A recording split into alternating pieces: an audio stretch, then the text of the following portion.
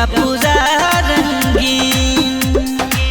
नया साल आएगा ड्रेस पहनिए ना पिया, नया साल आएगा ड्रेस पहनिए ना पिया।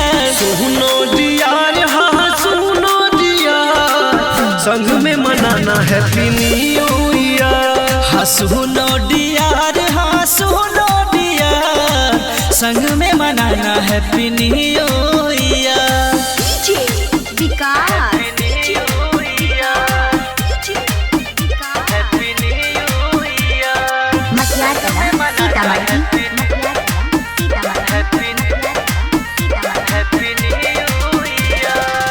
रात भर चलेगा पार्टी, खुशियाँ हम मनाएंगे, फुल साउंड में डीजे बजा के मिलके कमर हिलाएंगे, मिलके कमर हिलाएंगे।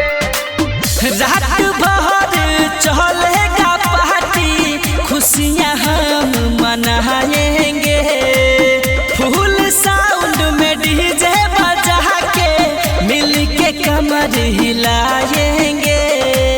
पिएंगे मस्ती में दो दो बियर, पिएंगे मस्ती में दो दो बियर। सुनो डियार हाँ सुनो डियार, संग में मनाना हैप्पी न्यू ईयर। हाँ सुनो डियार, हाँ सुनो डियार, संग में मनाना हैप्पी न्यू ईयर।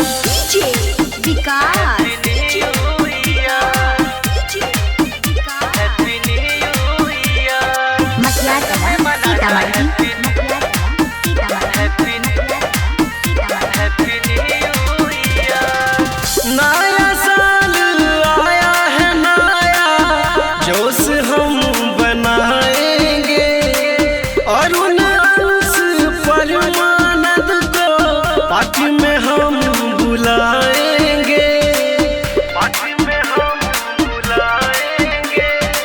नया साल आया है नया, जोश हम बनाएंगे, और नयन से अनिल को भी पार्टी में हम बुलाएंगे।